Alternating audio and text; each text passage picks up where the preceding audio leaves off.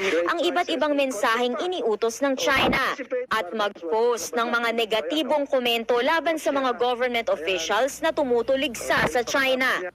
Akala natin ay yun ang tunay na sentimiento ng mga nagpo-post at nagre-react, subalit ito pala nagpapatunay na binayaran. Binayaran ng People's Republic of China para sirain hindi lang ang kredibilidad ng isang tao o namumuno kung hindi ng ating bansa. Ipinagmalaki pa raw ng kumpanya sa accomplishment report nito na higit 50,000 na ang followers ng troll accounts nito. Sinisikap ng Newswatch Plus na kunin ang panig ng Chinese Embassy pati na ng private company. Ayon kay Tolentino, marami pang ibang kumpanya ang binayaran ng China para sa disinformation at influence operations. At ayon sa National Security Council o NSC, ganito talaga ang gawain ng China. Ang labanan po kasi ngayon, Mr. Chairman, is a public opinion. It is part and parcel of what they call as United Front work.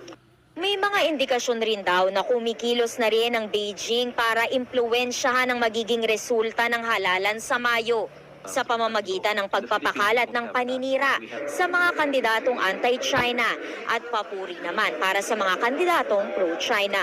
Ang napapansin kasi namin, when there are statements coming from the Beijing, they are amplified by local proxies here in the Philippines. So kung ano yung script na nanggagaling sa Beijing, yun din naman ang sinasabi nila dito sa Pilipinas.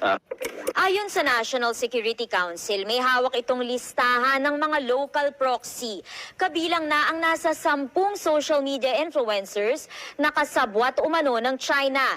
Kaugnay naman ang isiniwalat ni Senator Francis Tolentino na kumpanyang binayaran umano ng China para mag-operate ng troll farm. Iimbestigahan daw yan ng National Bureau of Investigation. Nanawagan rin ang intelligence and security officials sa Commission on Elections na aksyonan ang posibleng campaign violations ng mga taong tumutulong sa China na impluwensyahan ng halalan.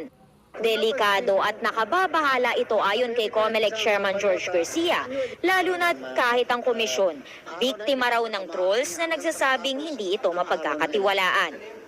Sana po wag natin kagad basta paniniwalaan ang lahat ng nakikita natin, lalo na po sa social media. Dapat totoo. Para sa impormasyong napapanahon at on demand, Amor Santos, Newswatch.